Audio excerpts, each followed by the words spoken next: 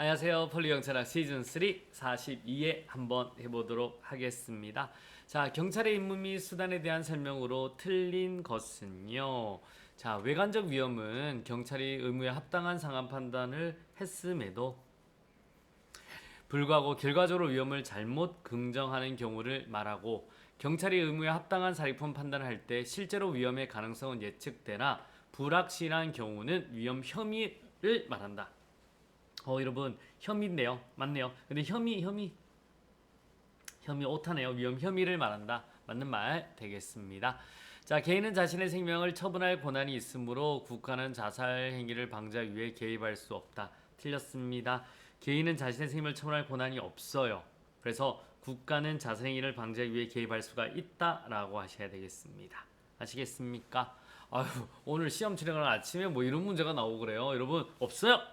공공의 안녕이란 개념은 다시 법질서의 불가침성과 안녕 법국계야, 안녕 법국계야, 그 다음에 국가의 존리 및 국가기관의 기능성의 불가침, 개인의 권리와 법익의 불가침으로 나눌 수 있는 바, 이 중 법질서의 불가침이 제1요소다. 맞는 말 되겠습니다.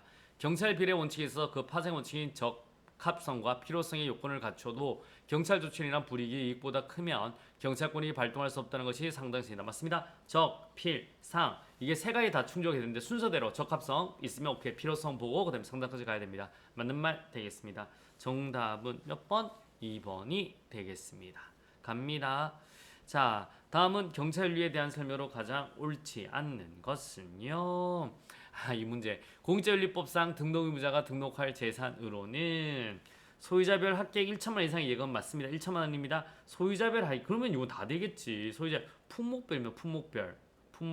그러니까 이제 우리 만약에 반지가 이제 만약에 돌반지가 10개다. 그러면 요거 500 넘잖아요. 그렇게 다 합쳐서 한 게 아니라 금두꺼비 하나가 500 넘으면 그거 신고해야 되는 거야. 아시겠습니까? 그래서 품목별, 소유자별 합격이나 품목별 500만 원 이상의 보증료가 포함된다라고 하셔야 됩니다.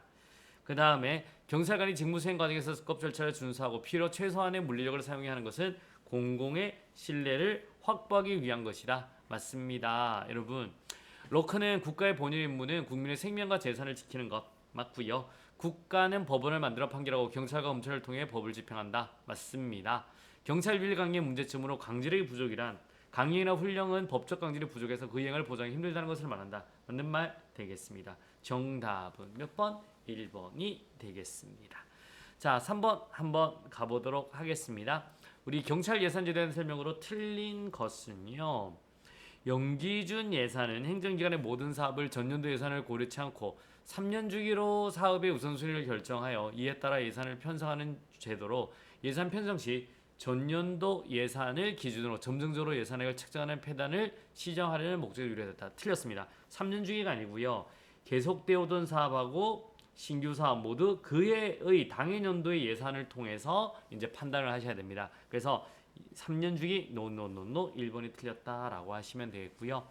계획예산 제도는 장기적인 계획과 단기적인 예산을 프로그램 작성을 통하여 유기적으로 결합하여 자원 배분에 관한 의사결정을 일관성 있게 합리화하려는 겁니다. 장기적 계획, 단기적 예산 맞습니다.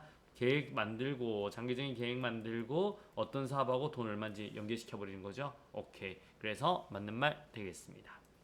품목별 예산은 기능의 중복을 피하기 곤란하고 지나친 규제와 세밀함은 예산 집행의 신축성과 탄력성을 저하시킨다. 필요한 거 올려라 그러니까 여름에는 막 선풍기 이러잖아요.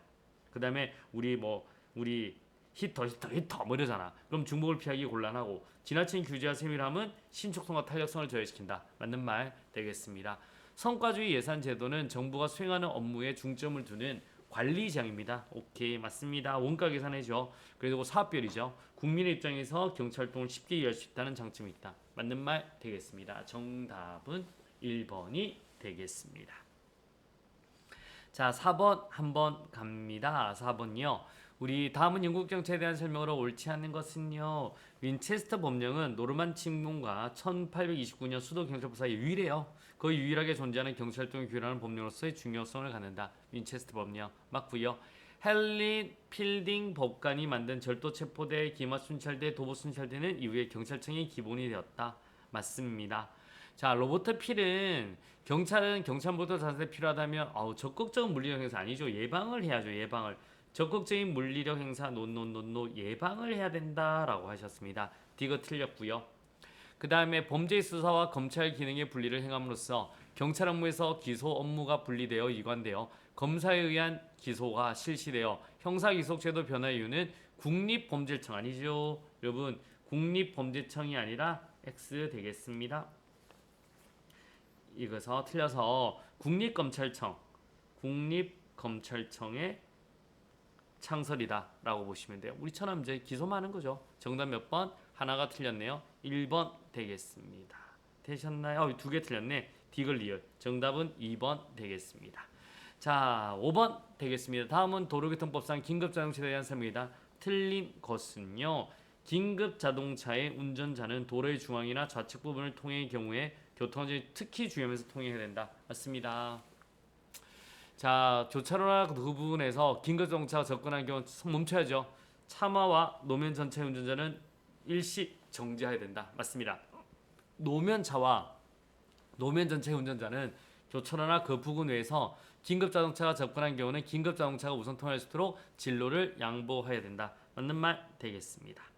자, 모든 긴급자는 앞지르기의 방법, 신호 또는 지시를 따를 의무가 적용되잖아요. 안 되죠, 여러분. 안 됩니다, 여러분. 오케이. 앞지르기 방법 이런 거는 신호 또는 지시를 따르는 거는 이거는 소구혈통만 가능해요. 소구혈경 아시겠습니까? 소, 구, 혈, 경망, 소방, 구급, 그 다음에 우리 혈액, 그 다음에 경찰 요것만 가능합니다.